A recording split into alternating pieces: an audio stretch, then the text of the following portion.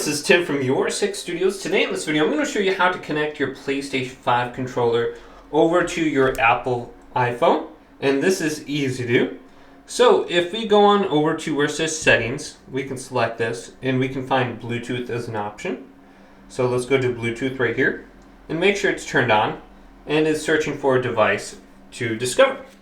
Then take your PlayStation 5 controller and press the PlayStation button and the share button at the same time.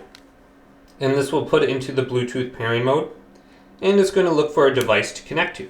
So you can tell it's looking for a device to connect to because the blinking blue lights. Then if we go over to our iPhone, and this is an iPhone 14, we can see my DualSense wireless controllers right here. I'm going to select it. It says it's connected.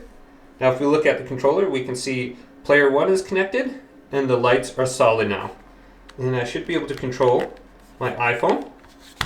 Now another way to get to the Bluetooth options is if we scroll on down from the top, we can see Bluetooth right here.